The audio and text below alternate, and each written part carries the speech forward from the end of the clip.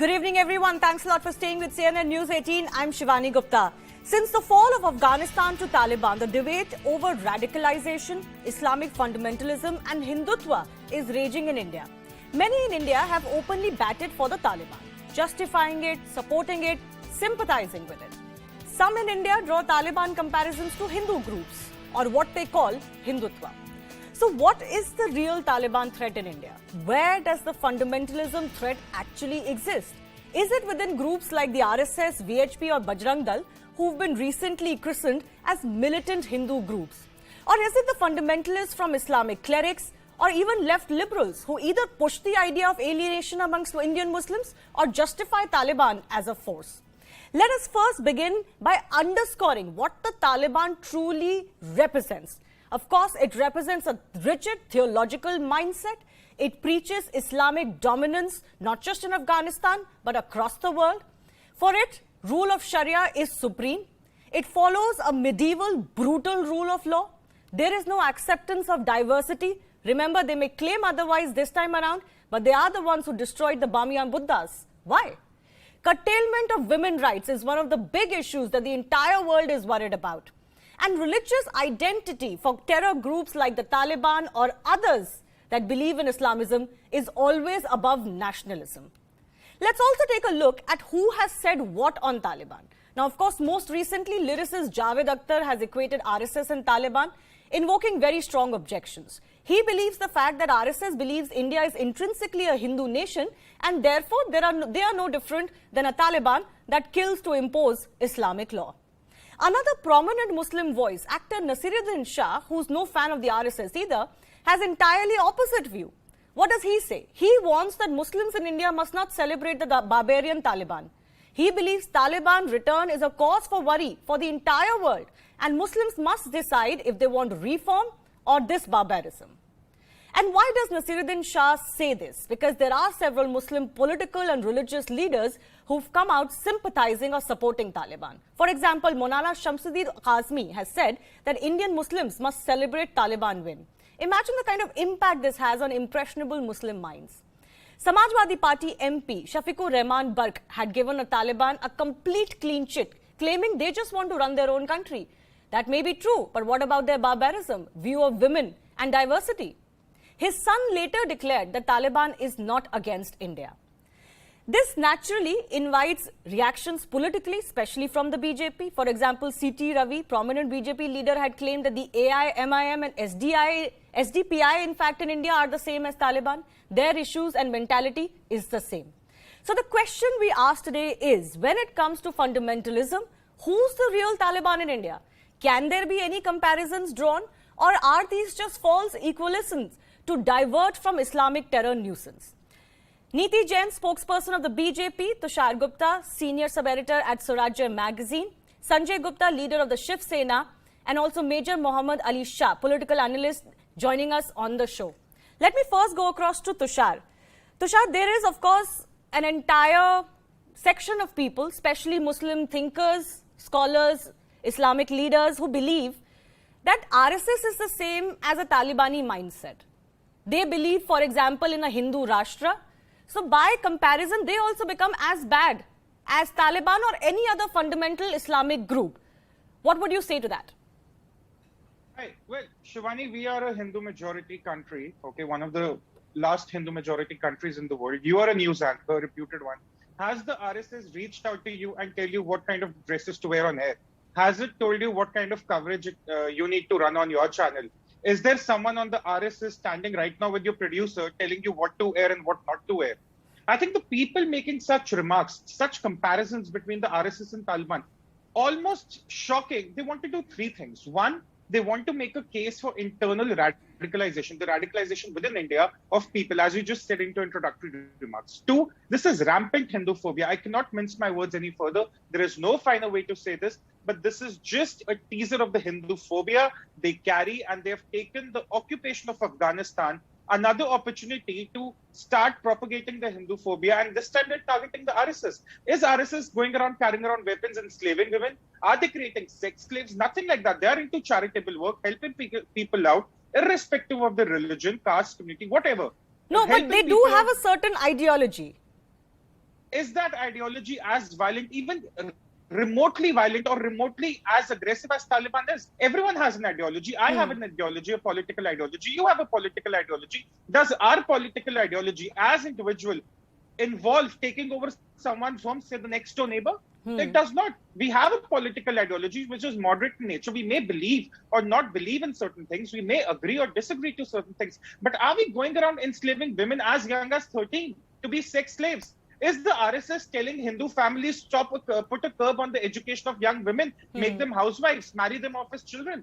How dumbfounded is this criticism? This is just Hindu phobia packaged as some intellectual gossip. That's how I would see it. All right. Is this also, a form of apology for radical Islamist groups like the Taliban, that you have to equate it with so-called radical Hinduism in India? Otherwise, the attention will be only on radical Islam, and, the debate will not be the same when the situation is not the same. Let me go across to Major Mohammed also joining us. Ideology is one thing. Actual terror is quite a different thing. Ideologies may disagree and they may be radical as well. But is it fair to compare even, let's say, Hindutva ideology in India to global terror that the groups like the Taliban represent? Shivani, they say a little knowledge is a dangerous thing. I want to ask, with all due respect to Mr. Javed Akhtar Sahab, I'm a big fan of his. I admire his writing and his work. I would like to ask him, has he read the Constitution of Afghanistan? Has he read the Taliban ideology? Has he read the Constitution of 1964 and the Constitution of 2004? The Article 25, 26, 28 and 30 Bravo. Has he read that? He might be a very voracious reader regarding his Urdu Shairi. But I'm a Muslim. And I'm very proud to be a Muslim.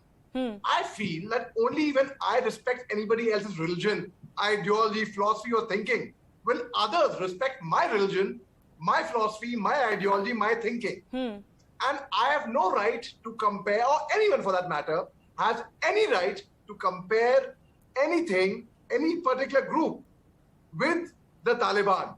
Just because you do not like something, that does not mean you come on one extreme side. Extremism of any sort is bad.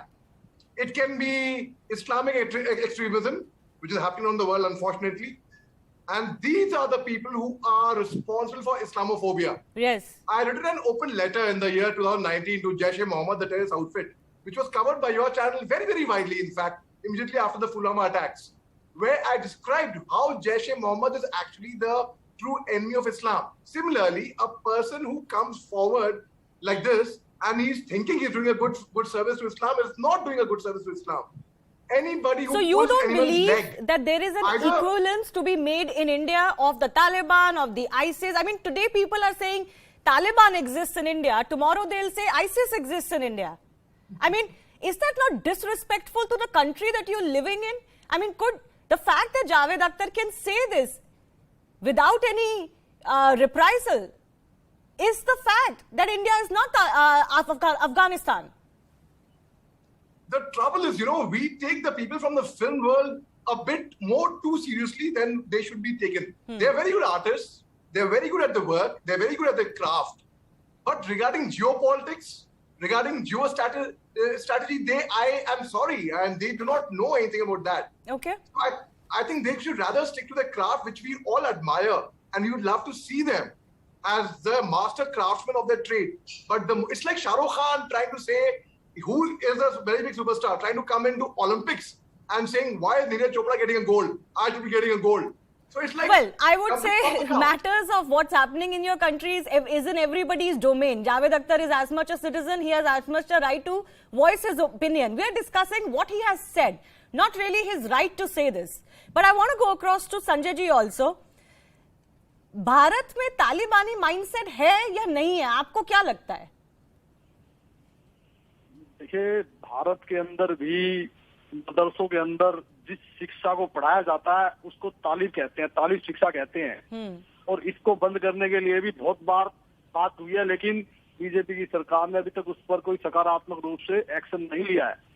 तालीम शिक्षा और हिंदुत्व में क्या फर्क है, मैं आपको ये बता देता हूँ। हिंदुत्व एक वो विचारधारा है जो हमारे देश के सभी नागरिकों को, सभी धर्म के लोगों को ना सिर्फ समान अधिकार देते हैं, बल्कि जो अल्पसंख्यक कहलाते हैं उनको विशेष अधिकार भी देते हैं, ताकि उनकी भावनाओं को, उनके अधिकारों को किसी तरह से काटा ना जा सके। मगर ताली शिक्षा एक वो शिक्षा है जो किसी कानून को नहीं मानती, किसी लोकतंत्र को नहीं मानती, और उनका अपना कानून होता है, वो अपने आप ही हिसाब करते हैं। तो जो लोग और जो लोग हिंदू संगठनों को, किसी भी हिंदू संगठन को तालिबान से कंपेयर कर रहे हैं, वो यही नहीं जानते कि हिंदुत्व की परिभाषा क्या है। जिस दिन वो हिंदुत्व की परिभाषा को जान जाएंगे, उस दिन वो इस तरह का कंपैरिजन नहीं करेंगे। मतलब आपको ये लगता है कि जो फंडामेंटलिज्म इस्लाम में दिखता है वो हिंदुइज्म में नहीं है इंडिया में, आप यही कह रहे हैं ना? नहीं, देखिए, आप मेरे ख्याल से दूसरे तरीके से कह रही हैं। मैं ये कह रहा हूँ कि जो फंडामेंटल राइट्स हिंदुत्व के अंदर है वो मैं समझ गई that Hindutva is accepting of everybody. It does not alienate anybody who does not believe in a certain religious or otherwise identity. Atheists are also welcome in Hinduism. Hinduism itself is of a lot of various shades and color. And all religions have thrived in India because the majority Hindu population is a very open, accepting population. आप ये कह रहे हैं, but मैं आपसे ये पूछ रही हूँ कि क्या भारत में इस्लामिक फंडामेंटलिज्म से खतरा है? आप तालिब की बात कर रहे हैं, आप मदरसों की बात कर रहे हैं, तो क्या उस खतरे से डाइवर्ट करने के लिए हिंदुत्व की बात की जाती है? बिल्कुल, मैं आपकी इस बात से सहमति रखता हूँ। ऐसा भी है कि हमारे देश के अंदर भी बहुत सी जगह के अंदर इस तालिब शिक्षा को पढ़ाया जाता है जो ये सिखाती है, जो कट्टरता सिखाती है। तो वो चीज जो हमारे देश के अंदर भी है, वो विचारधारा में फर्क तो है ही, तो वो चीज हमारे देश के अंदर भी जिस तरह से चल रही है उसको ही बंद किए जाने की जरूरत है, और उस पर जल्दी से एक्शन लिए जाने की जरूरत है। तो मैं आपको नहीं लगता आप ऐसी बात कहेंगे तो शिवसेना सेक्युलर नहीं रहेगी? क्योंकि ये तो जो सेक्युलरिस्ट हैं देश में वो तो नहीं मानते हैं कि ऐसा होना चाहिए। नहीं, देखिए, जो लोग ये नहीं मानते हैं ना, वो आज सत्ता से बाहर हैं, और जो लोग इस तरह के इसको नहीं मानते, देखिए, विचारधारा अपनी चीज है। शिवसेना की जो विचारधारा थी, शिवसेना अपनी विचारधारा पे है। इस बात का प्रमाण कितनी बार शिवसेना को देना पड़ेगा या कहना पड़ेगा, मैं नहीं जानता। बहुत बार देखिए, ये तो क्योंकि हमारे पुराने दोस्त थे बीजेपी के लोग, और पुराने दोस्त जब अलग हो जाते हैं किसी बात पर, तो एक दोस्त तो ऐसा होता है जो बोलता बहुत है, और एक दोस्त ऐसा होता है जो चुप हो जाता है, कुछ कहता नहीं है। तो बीजेपी कई बार हमारे ऊपर सवाल उठाती रहती है, तो ठीक है, वो उठाते रहे क्योंकि हमारे पुराने साथी थे। लेकिन उद्धव जी ने जिस शालीनता से, जिस तरह से शांति रख करके किसी भी बात का जवाब नहीं दिया, तो चाणक्य नीति का दूसरा Sanjay ji, I don't want to go into BJP Shiv-Sena relationship. Neeti, let me come to you too. You know, I don't think any Hindu group has supported the Taliban or what it stands for. I don't think that there is any Hindu fringe group in India whose views, if they are regressive on women, are ever going to be accepted. But what's the reality in India? There are several Muslim clerics and leaders who actually come out and speak the same as Taliban. They don't want girls to go to same co-ed schools because they believe that it promotes obscenity. That's exactly what's happening under Taliban in Afghanistan. So where is the real fundamentalism and Talibani mindset? You know, Shivani, if there was one reason where Indians, Hindu and Muslims could have spoken as Indians without unnecessarily drawing in a comparison with Taliban, I think it was this issue. It was completely unnecessary for anybody to come in and whitewash and legitimize Taliban by comparing it to anything that was happening in this country. Like some speakers spoke before me, the biggest reason that Javed Akhtar Saab could speak all of this and still sleep peacefully at night is because he is in India and not in Afghanistan. That remains one point. The second point being comparing RSS. Let me just give you one very small example. RSS runs 51,000 Ekal Vidyalaya, 17,000 Shishu Mandirs and Vidya Bharati schools where 60 lakh tribal children are educated for free. Taliban is shooting girls just for wanting to attend school. The clerics that you've just mentioned, these are the people who are trying to legitimize themselves simply because Taliban somewhere has gotten into that power, and that makes no sense whatsoever.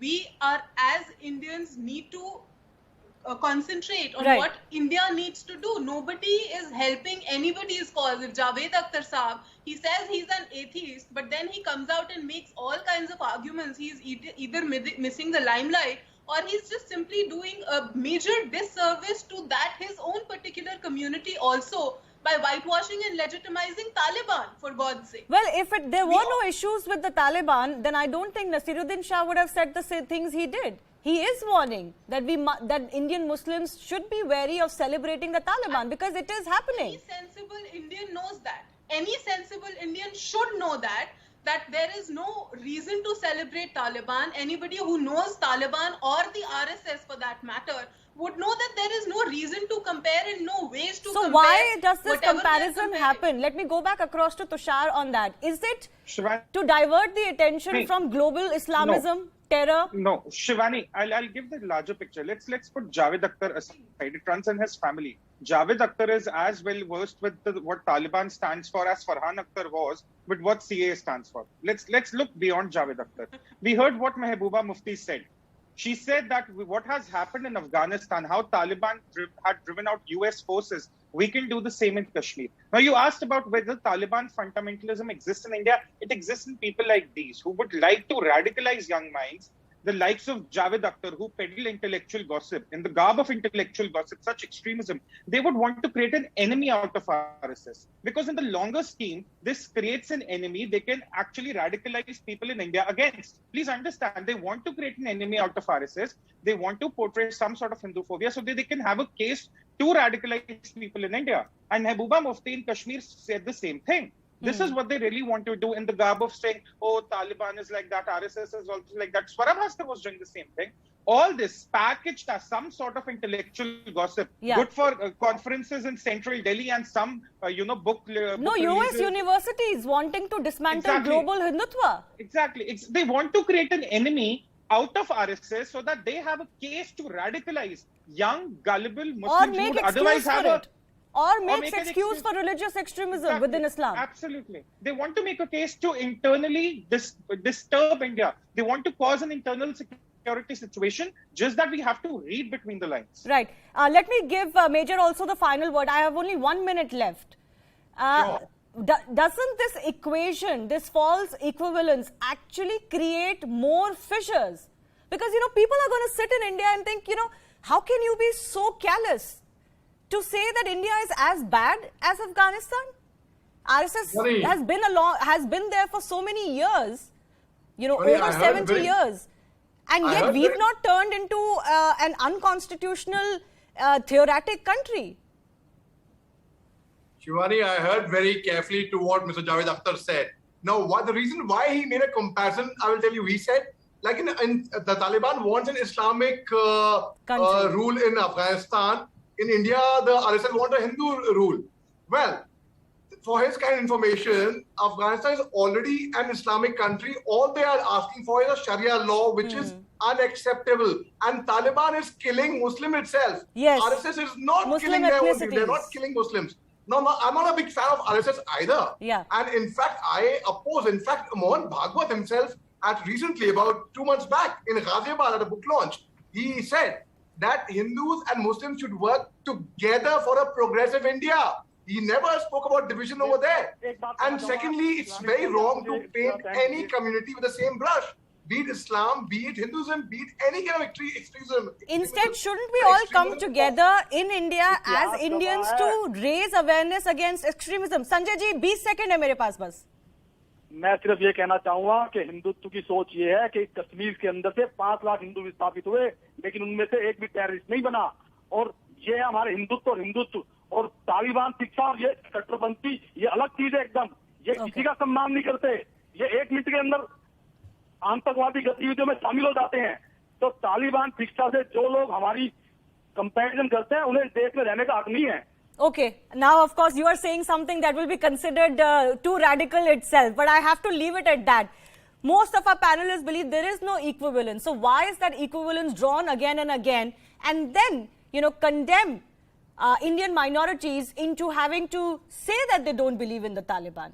It's the vicious cycle that so-called Muslim leaders or opinion makers themselves condemn Indian Muslims too. We also have some breaking news coming in. Kerala High Court has directed the Government of India to make changes to CoWIN app to allow scheduling of second dose of Covishield after 4 weeks of the first dose for those who want to accept the second dose after a shorter period of interval. This was, of course, the initial protocol. Kerala High Court is saying that the decision of the government in providing relaxation in the protocol regarding administration of second dose of vaccine to certain classes of person alone amounts to discrimination. Well, let me go across to Neetu Regukumar, who's also joining us live. Neetu, can you just break this down for us? What exactly the Kerala High Court wants, that there should be the same rule for everyone and a 4-week gap for Covishield doses allowed? Yes, that's correct. The single bench of the Kerala High Court has given an order asking the central government to make changes in the CoWIN portal so that if anybody wants to take the Covishield after 4 weeks, they should be allowed so. The petitioners are two companies who wanted to vaccinate their employees and the family members. So they had approached the court stating that the government, both the central government as well as the state government, has given relaxations for certain categories, be it students or those who want to travel abroad for job, even sports persons when they wanted to travel to Tokyo, the government officials accompanying them. So this privilege was extended to a certain class. So this should be allowed to whoever wants to administer this after 4 weeks. They were talking about early best protection and early protection. So now Kerala High Court single bench has said that this discrimination, this cannot be allowed. So they allowed the writ petition and asked the centre to make changes. Okay. All right. We'll wait and see what the government's response on that is going to be. With that, it's a wrap on this edition of News 360. Thanks a lot for watching.